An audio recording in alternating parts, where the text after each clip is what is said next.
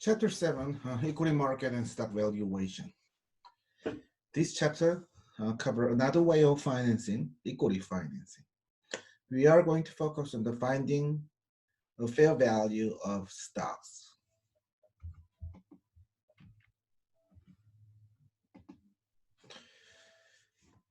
If you own a share of stock, you can receive cash in two ways.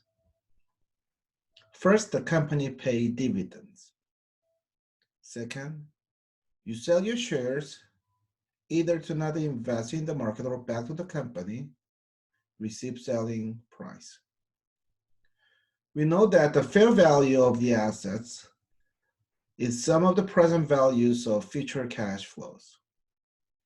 Since investing in stock generates two different cash flows, dividends and selling price, the value of stock should be the sum of present values of dividends and selling price.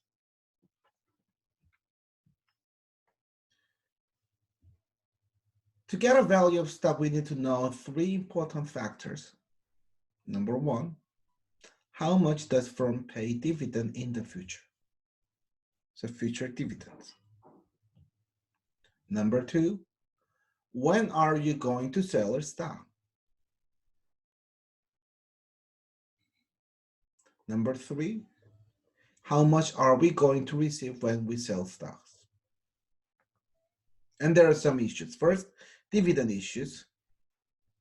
Unlike coupons or bonds, dividends are not predetermined. It is not promised. Timing of sale, again, unlike the bonds, stocks do not have maturities. Selling price, again, unlike bonds, stocks do not have predetermined terminal cash flows. To resolve these issues, let's assume that we will hold a share as long as it exists.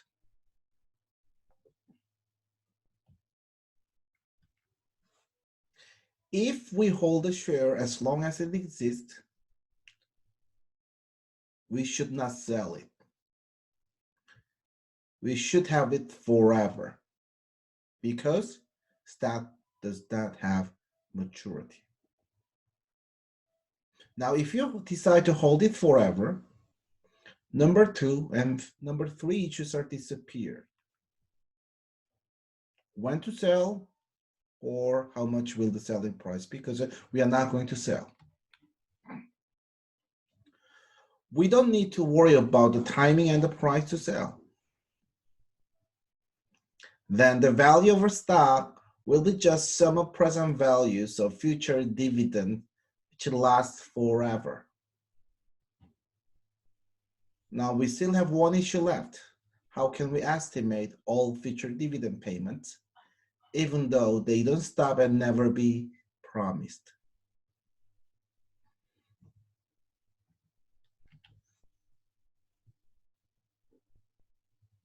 So let's assume that the firm grows at a constant rate, G.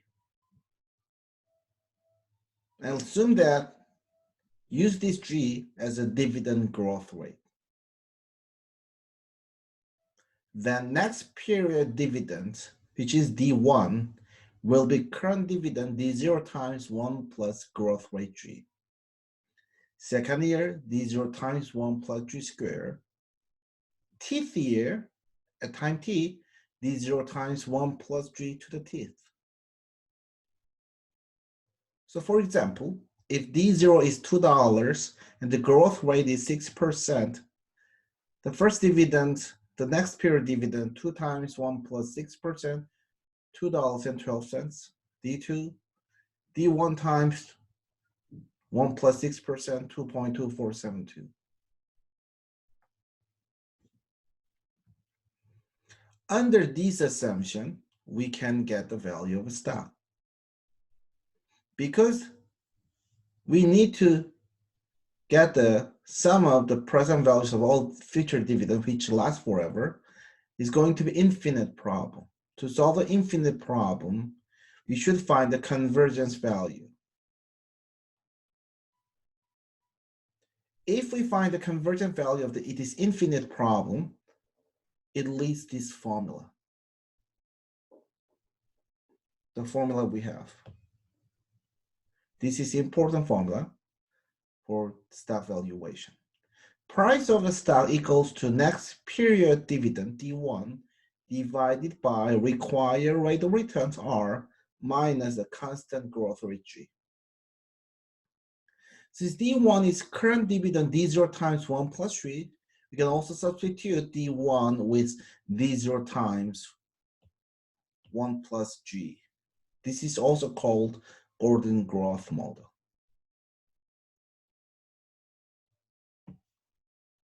So if we have constant growth rate of the dividends and dividend grow at constant rate forever, then we can use this formula to evaluate stocks.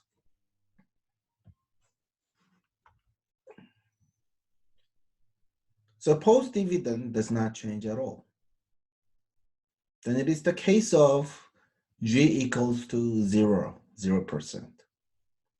Since all dividends are the same, this is perpetuity. We note that the present value of perpetuity is the payment divided by required rate of return, discount rate. Therefore, the price of the stock with 0 gross dividend will be dividends divided by the required rate of returns. We have an example of this type of stock called the preferred stocks, which do not carry ownership, but a promise to pay fixed amount of dividends. For example, suppose stock is expected to pay a 50-cent dividend every quarter, and the required return is 10%, with quarterly compounding. What is the price? To solve this problem, we know that the dividend is 50 cents per quarter, so we need to have quarterly discount rate. Since 10% is APR, quarterly rate is 10% divided by 4, which is 2.25%. So the price of the stock will be dividends 50 cents divided by discount rate 2.5%, $20. That is the price of the stock.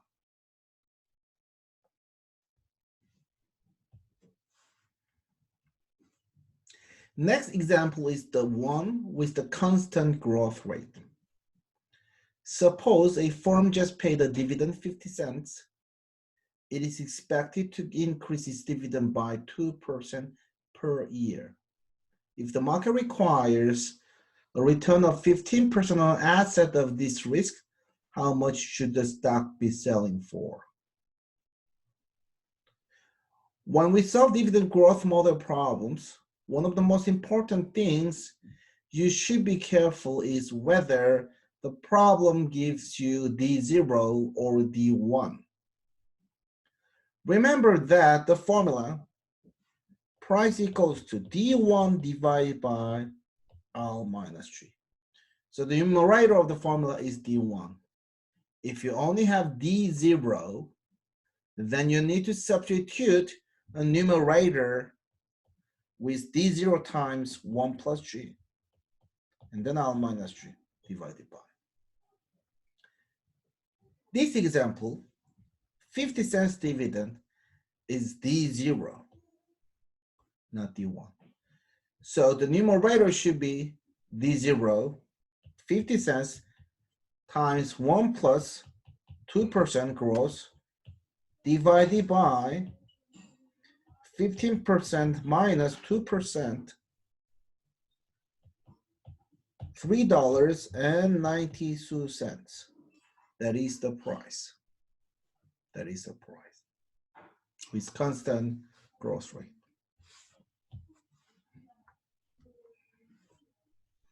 Pop quiz. Suppose a firm expected to pay $2 dividend in 1 year. If the dividend is expected to grow at 5% per year and the required return is 20%, what is the price. Again, be careful and check if you have D0 or D1. Please solve it. Now this problem gives us D1. So it is simple. Simply D1 divided by R minus G. D1 is $2. R is 20% and G is the 5%. The answer is $13.33. That is the price.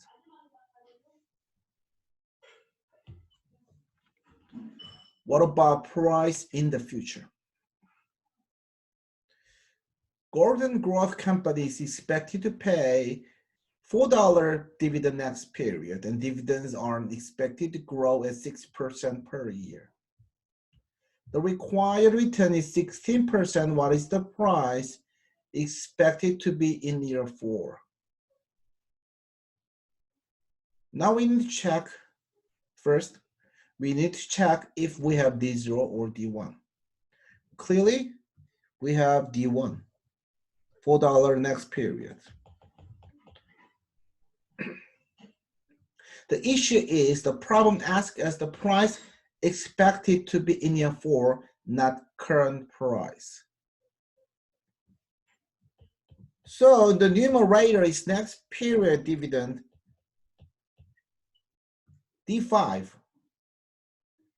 Next dividends, dividend next to the 4th year, D5, 5th year dividend, divided by R minus 3.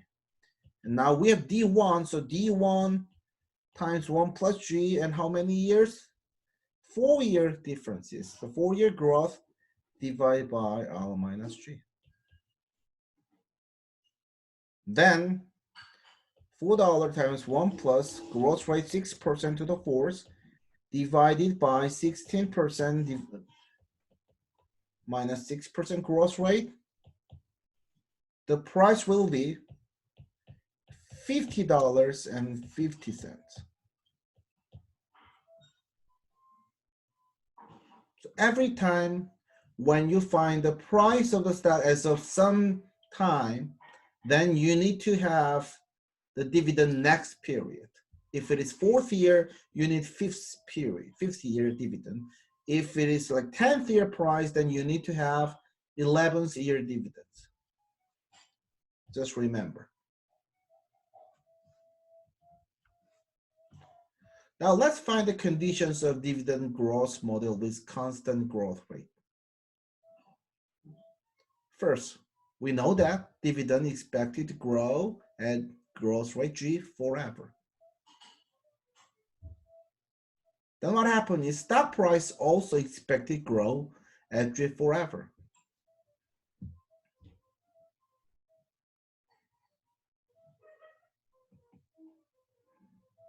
There's a reason.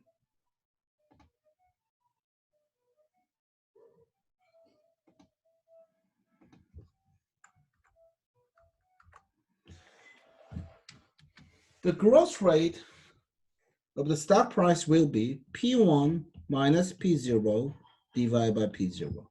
That's the growth rate, all right? Since we know that P0 equals to D1 divided by R minus 3, and P1 equals to D2 divided by R minus 3, you can plug this into this formula. So it's going to be D2 divided by R minus 3 minus D1 divided by R minus 3 divided by D1 divided by R minus 3.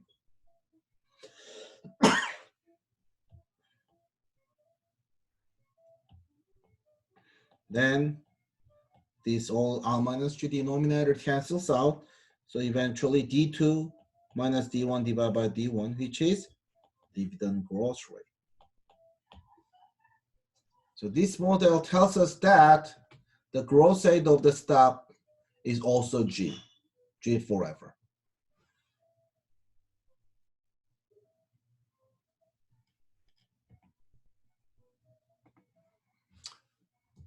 Third, dividend yield is constant since both dividend and price grow at G, right? They all grow at G, so it's going to be constant all the time. Fourth, capital gain yield, which is the same as the growth rate of the stock price, that's the capital gain, is constant in G, because the price of stock grow at G forever. Number 5, since we should have positive sign denominator, all must be greater than G.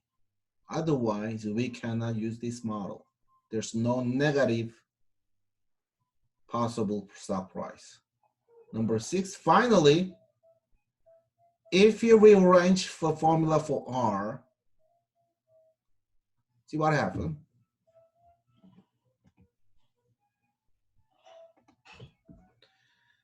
So the price equals to D1 divided by R minus G, means that the price times R minus G equals to D1.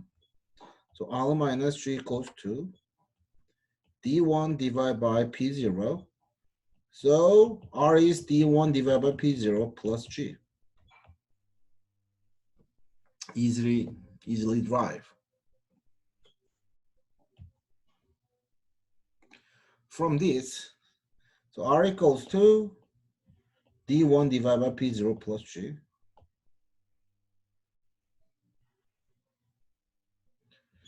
Now this first factor, D0 divided by P0 is a dividend yield.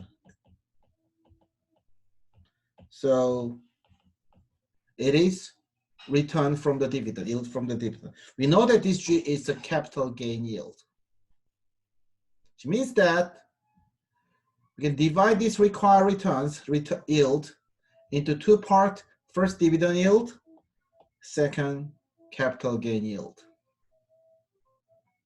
So these are 6 conditions of constant growth model. Okay, so this is the end of the first part. Next, we'll see more cases of stock valuation. Thanks.